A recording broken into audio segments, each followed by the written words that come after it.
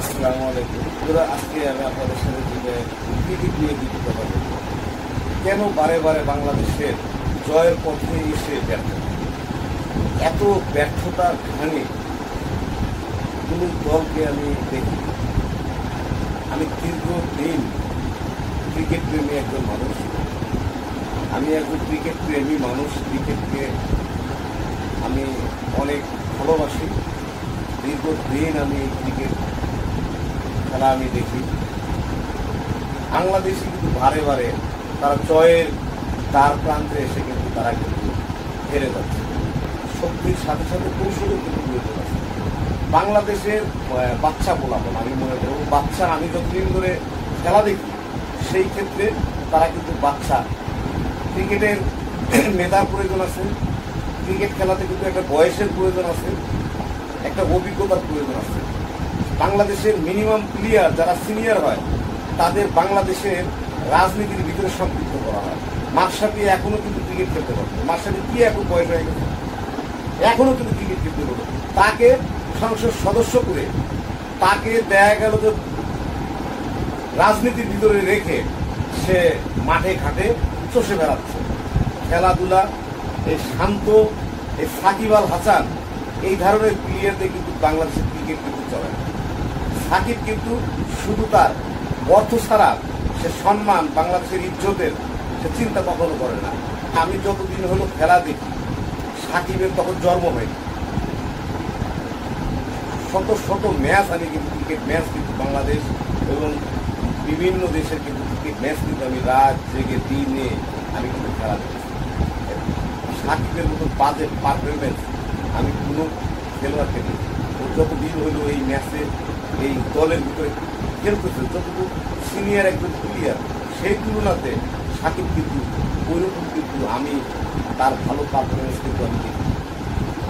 দেখেন গতকাল সাউথ আফ্রিকার যে বাংলাদেশের যে বিশ্বকাপের খেলা ছিল, আমি মনে করি একমাত্র সাকিব আল হাসান এবং শান্তর কারণে এই ম্যাচটি হারা হয়েছে। শান্ত আপনি দেখেন সে টেস্ট খেলছিল, সে কতগুলো বল সে কিন্তু নষ্ট করে ফেলেছে।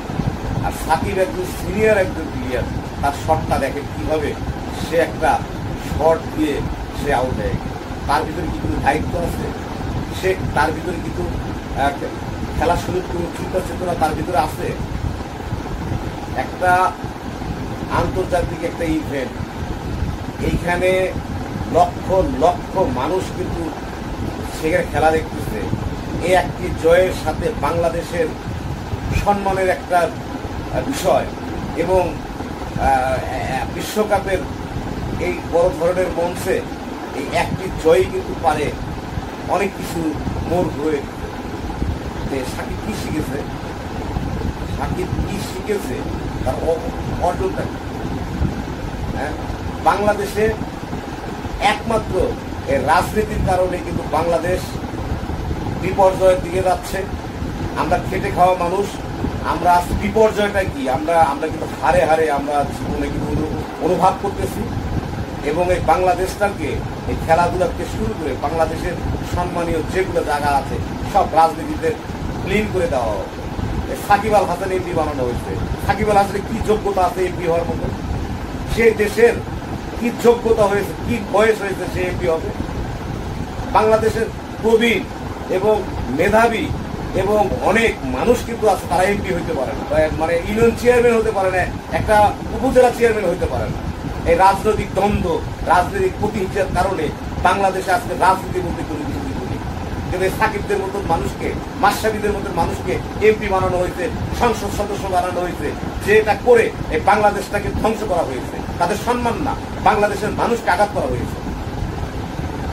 যাই হোক, আজকে খুব মর্মাহত। বাংলাদেশ খেলাটা জয়ের পথে ছিল। বাংলাদেশ সাথে বারে বারে আন্তর্জাতিকভাবে আম্পায়াররা আইসিসি দুর্নীতি করে। কেন বাংলাদেশের প্রতিবাদ করার কোনো লোক নেই? কেন বাংলাদেশের সাথে বারে বারে আইসিসি দুর্নীতি করার সাহস করে? এই বিষয়গুলো আমাদের আরো খতিয়ে দেওয়া দরকার।